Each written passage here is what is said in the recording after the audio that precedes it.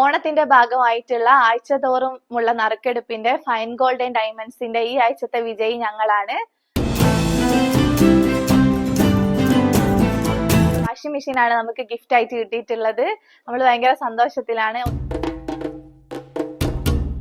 ഒരിക്കലും എക്സ്പെക്ട് ചെയ്തതല്ല ഇങ്ങനെ ഒരു ഗിഫ്റ്റ് കിട്ടും എന്നുള്ളത്.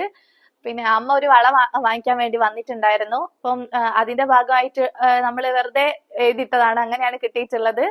ഇന്നത്തെ ഒരു രസകരമായിട്ടുള്ള ഒരു കഥയാണ് കേട്ടോ. ഞങ്ങൾ ഇന്നൊരു ട്രിപ്പ് പോകാൻ വേണ്ടിയിട്ട് പ്ലാൻ ചെയ്തിരിക്കുമ്പോഴാണ് ഫൈൻ ഗോൾഡിൽ നിന്ന് നൗഫൽ ഖാൻ്റെ വൈഫ് രാവിലെ തന്നെ വിളിക്കുന്നത് കേട്ടോ. ഞാൻ പെട്ടെന്ന് ഷോക്കിംഗ് ആയി, എന്ത് ഗിഫ്റ്റ് എന്നൊക്കെ ഞാനിങ്ങനെ ആലോചിച്ചു. പിന്നെയാണ് മനസ്സിലായത്. അപ്പം ഞാൻ ഓടി മക്കളെയും കൊണ്ടുപോവാണ് കേട്ടോ. കോഴിക്കോട് കുറ്റ്യാടി റോഡിൽ പൈതോത്ത് റോഡിൻ്റെ ഓപ്പോസിറ്റ് ആണ് നമ്മളുടെ ഫൈൻ ഗോൾഡ് ആൻഡ് ഡയമണ്ട്സ് വരുന്നത്. എനിക്ക് അവിടേക്ക് കയറുമ്പോൾ തന്നെ ഭയങ്കര ഒരു പ്ലസന്റ് ആയിട്ടുള്ളൊരു മൂഡാണ്. കസ്റ്റമർ സർവീസ് ഒക്കെ ഭയങ്കര അടിപൊളിയാണ്. നമുക്ക് എപ്പോഴും ഒരു ഹോംലി ഫീൽ ആണ് അവർ തരാറുള്ളത്. അത് ഞാൻ ചുമ്മാ പറഞ്ഞതല്ല കേട്ടോ. മക്കളെ കൊണ്ടുവന്നത് കൊണ്ട് തന്നെ അവർക്ക് ബലൂൺസും ചോക്ലേറ്റ്സും ഒക്കെ കൊടുത്തിട്ടുണ്ടായിരുന്നു. ഞാനും അമ്മയും വന്നപ്പോൾ കോഫി ഒക്കെ ആയിരുന്നു കേട്ടോ കിട്ടിയിട്ടുണ്ടായിരുന്നത്.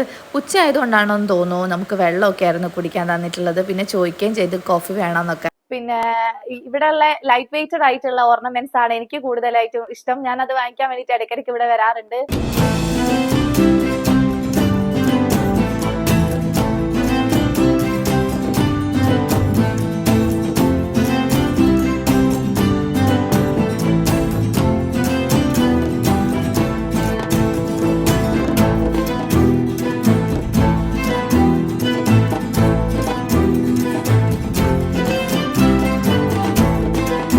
ഇവിടെയുള്ള തിരക്ക് കാണുമ്പോൾ തന്നെ നിങ്ങൾക്ക് അറിയാലോ ഇവിടുത്തെ സെലക്ഷനും കളക്ഷനും കസ്റ്റമർ സർവീസും എല്ലാം എങ്ങനെയുണ്ട് എന്നുള്ളത്. അപ്പം ഞങ്ങൾ ഞങ്ങളുടെ ഗിഫ്റ്റ് എല്ലാം വണ്ടിയിൽ പാക്ക് ചെയ്ത് പറഞ്ഞു വിട്ടു.